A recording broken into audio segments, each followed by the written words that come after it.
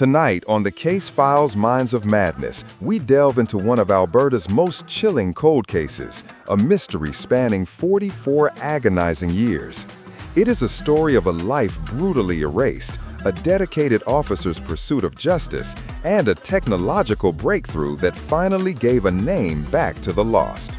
We are talking about the victim known for decades only as Septic Tank Sam. On the vast, quiet plains of rural Alberta, there are places where the past sinks deep into the earth, waiting to be disturbed. In 1977, near the small, unassuming farming community of Tofield, roughly 80 kilometers southeast of Edmonton, a sickening discovery was made that shattered that prairie quiet. The residents of Tofield, all 1,200 of them, were about to be thrust into a nightmare of speculation and dread. This is the story of how an unnamed victim, found dumped in the most degrading of circumstances, eventually reclaimed his identity. This is the case file of Gordon Edwin Sanderson. As always, my name is Cody. I run this channel with my partner, Katie. Welcome back to the Case Files Minds of Madness. A reminder, if you do find today's video interesting and informative, be sure to like and subscribe for more stories told by yours truly. Now, grab a snack and a blanket, and let's dive in. A stench in the silence. The year was 1977. The location was an abandoned property near Lynbrook, a tiny hamlet situated just 13 kilometers west of Tofield. The property had been deserted for some time, and it was the perfect place for a killer or killers to dispose of a problem they wanted permanently buried. The discovery itself was not made by a meticulous detective, but by chance, or perhaps grim fate. Someone was inspecting the abandoned structures, possibly looking to salvage materials or simply curious about the derelict farmstead. They stumbled upon the septic tank. Septic tanks on abandoned properties are meant to hold nothing but decay. But this one held something infinitely worse. There was a stench, a rank odor that was not merely effluent, but something profoundly, sickeningly organic and wrong. When investigators arrived and peered inside, their worst fears were confirmed. Submerged in the corrosive environment of the sewage pit was a human body. The retrieval was arduous, sickening, and grimly unforgettable for every officer involved. The body had clearly been there for a prolonged period and had been deliberately subjected to methods meant to destroy it. It was covered in quicklime, a highly corrosive alkaline material used historically to speed decomposition and destroy evidence. This wasn't just disposal. This was obliteration.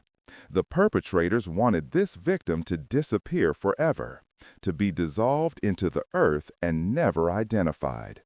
They chose a highly secluded, rural location, and they chose a method that was calculated and cruel.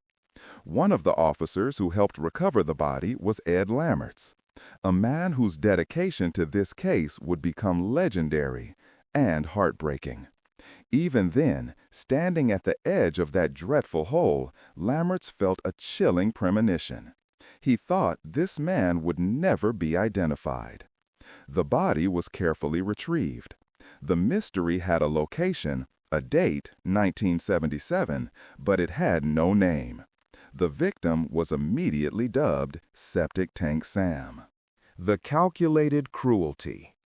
When the remains of Septic Tank Sam were examined, the truth of his final moments was revealed to be a horrifying portrait of calculated personal cruelty. This was not a quick, impersonal killing. This was torture. The body was found wrapped in a simple yellow bedsheet tightly secured with a nylon rope. This detail tells us two things. First, the victim was likely immobilized or restrained before death, perhaps tied up in a residence before being transported. Second, the sheet suggests the killer used materials common to a home environment. The injuries cataloged by the forensic team defied easy description. Sam had been severely beaten, and the post-mortem indicated clear evidence of pre-mortem torture. He had been burned with a small butane torch and cigarettes. The presence of these marks and their distribution led investigators to speculate he may have been tied to a bed during this horrific ordeal. The motive for such prolonged agony was not yet clear, but the intent was undeniable: to inflict maximum pain, to extract information, or simply to deliver a brutal, terrifying lesson. Then there was the issue that horrified the small community of Tofield the most: the extreme sexual mutilation. The mutilation was severe, and it tragically became the defining and misleading detail of the case for decades. Locals, when they heard the details, immediately began to speculate. Was Sam a victim of an act of vengeance? Had he committed a sex crime? Was he unfaithful in a relationship? The sheer brutality implied a crime of passion or a vicious act of retribution tied to shame or betrayal. But the true cause of death was much simpler and far more definitive than the torture. Septic Tank Sam had been executed. He had suffered 2 distinct and lethal gunshot wounds, one to the head and one to the chest. The murder was clinical, the torture was personal. This dichotomy suggested a calculated killing where the victim was interrogated or punished before the final fatal act. In the initial report, the medical examiner in Edmonton made a critical error, one that would hamstring the investigation for decades. They determined Septic Tank Sam was a Caucasian male. This seemingly minor misidentification had profound consequences, narrowing the search parameters to an entire segment of the population where Sam did not belong. Ed Lammerts and the Wall of Silence. The small community of Tofield was understandably horrified. The discovery of a body, tortured and mutilated, in the septic tank of a deserted farm just outside their borders created a wave of paranoia. Farmers began checking their own septic tanks, terrified they might harbor another victim. Business owners worried that the murderers, who had to be locals or at least familiar with the area, could have been regular customers sitting across the counter for a cup of coffee. The public speculation, fueled by the details of the sexual mutilation, ran rampant. The prevailing theory was a crime of revenge, perhaps related to infidelity or a sex crime the victim had committed. These theories focused on the victim's supposed character flaws, diverting attention from the possibility of a much more sinister, organized motive. The burden of this unsolved case fell heavily on the shoulders of dedicated officers like Ed Lammerts. He took on the case with a fierce, unwavering resolve.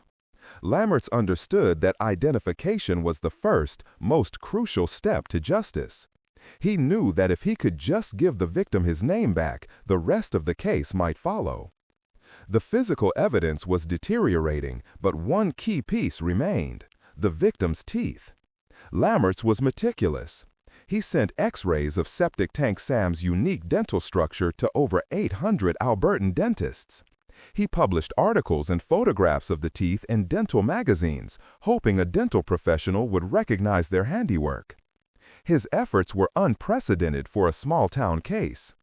In the late 1970s, Lammerts and the RCMP poured an estimated $1 million into the investigation.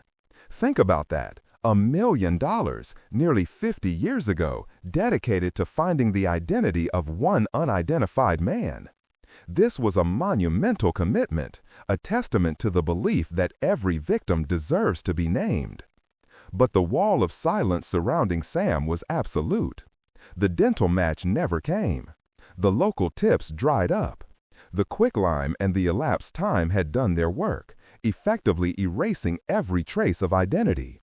Despite the massive financial commitment and the tireless effort, Officer Lammerts retired, carrying the weight of the belief that Septic Tank Sam would never be identified. The case faded into the grim category of permanent cold cases. The reconstructions. As the RCMP's local investigation stalled, the case file of Septic Tank Sam was passed to forensic legends, men and women whose work redefined the field. In 1979, 2 years after the discovery, Sam's remains were exhumed and sent to Oklahoma. There, they fell into the hands of one of the 20th century's most revered forensic anthropologists, Clyde Snow. Snow, known for his work identifying victims from the Kennedy assassination, the victims of John Wayne Gacy, and later thousands of victims of atrocities worldwide, approached the case with his characteristic scientific rigor. Alongside him worked the brilliant medical illustrator Betty Pat Gatliff, the pioneer of facial reconstruction. Gatliff's work gave the public a face, a heartbreaking, young, and generic face that allowed the victim to be seen as a person, not just a body count. More significantly, Clyde Snow immediately corrected the initial catastrophic error made by the Edmonton Medical Examiner. Based on skeletal and craniometric data, Snow accurately suspected that the victim was indigenous, not Caucasian. This was a critical insight, but in the fragmented and less connected era of the late 70s, it was not enough to find a match. The identification remained elusive. The investigation, now 20 years old, received a second look in the year 2000. The remains were exhumed again, this time examined by Cyril Chan of the Edmonton Medical Examiner's Office. Every modern technique available at the turn of the millennium was applied, but the result was the same. Septic Tank Sam had a face, he had a description, and now he had an accurate ethnic profile. But the most important piece of data, his name, was still missing. The case entered the new century as a cold, frozen file. The technology of the 20th century, despite millions of dollars and the greatest forensic minds, could not penetrate the killer's deliberate act of obliteration.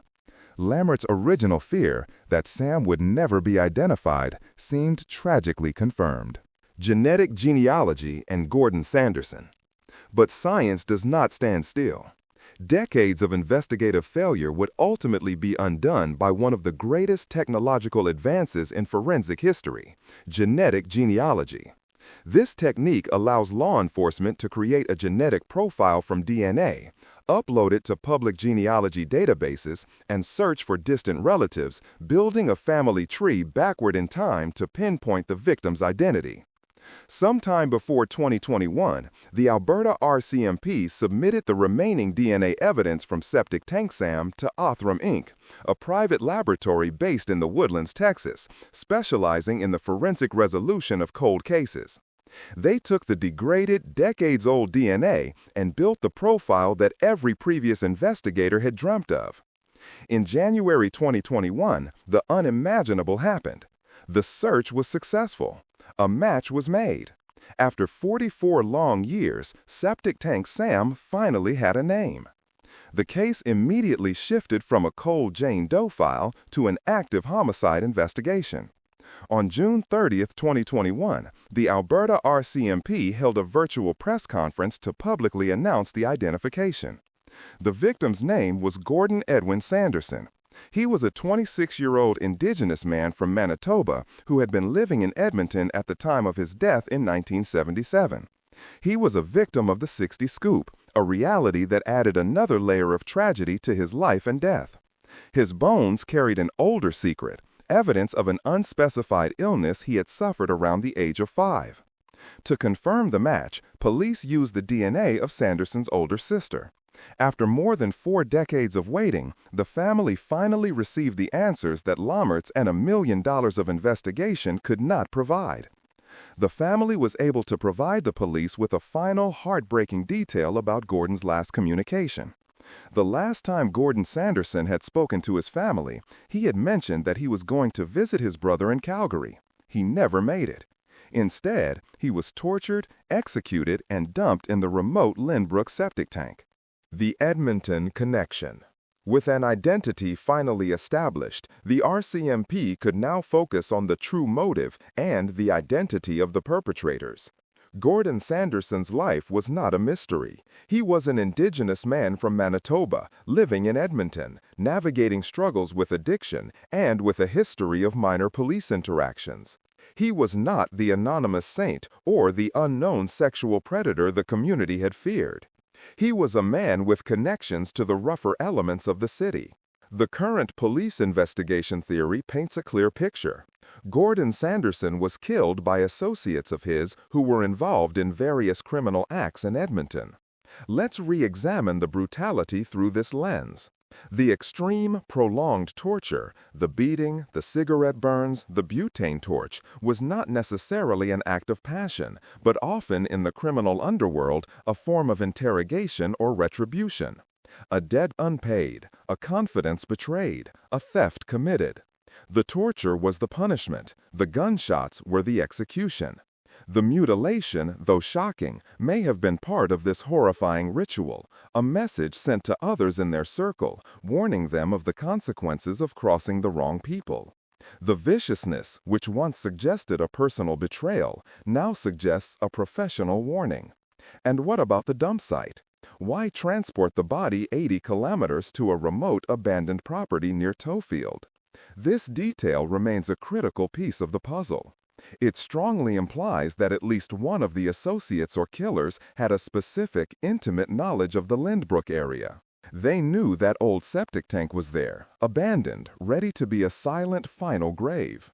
This suggests a killer with roots in the Tofield-Lindbrook area, even if the victim and the crime originated in Edmonton. Tragically, the police have acknowledged a harsh reality. Sanderson's killer or killers may no longer be alive. The 44-year gap means they could have died of old age, illness, or even violence related to the very criminal enterprise that led to Gordon Sanderson's death. But while the ultimate arrest may be out of reach, the identification of Gordon Edwin Sanderson represents a massive victory for justice, for forensics, and most importantly for his family. They no longer have to wonder where their son, brother, and relative disappeared to. His name has been restored. He is no longer Septic Tank Sam. The case of Gordon Edwin Sanderson is a powerful reminder that every unsolved case, no matter how cold, holds a story waiting to be told. It's a story of a small town that was horrified, a dedicated officer who spent his career chasing a ghost, and the incredible science that finally gave a young man his humanity back. While the minds of madness responsible for the torture and murder of Gordon Sanderson may have escaped earthly justice, the truth has finally surfaced from the sludge. The silence that once protected the killers has been broken by a name. If you have any information, no matter how small, regarding Gordon Sanderson's associates or activities in Edmonton in 1977, we urge you to contact the authorities. The file is active, and even a small tip could fill in the final gaps of this decades-long investigation. Thank you for joining us on this emotional journey through the case files. If you appreciate the deep dive into true crime and forensic breakthroughs, please remember to like this video and subscribe to the Case Files, Minds of Madness, for more examinations of the darkest corners of human nature. Until next time, stay safe and keep questioning the silence. For the Case Files, Mind of Madness, I'm your narrator, and we thank you for watching. Hey there! Before you take off, we'd just like to take a second and say that we really appreciate you sticking around to the end of the video. Katie and I are so grateful for the incredible Case Files community, so thank you for being a part of it. If you want to help the Case Files continue to grow, one of the easiest things you can do is leave a like on this video and consider subscribing. Be sure to hit that notification bell as well and select all notifications to stay up to date with our latest releases. We want you to know that we truly appreciate every like, sub, share, and comment that you send our way. Once again, thanks so much, and we hope to see you soon.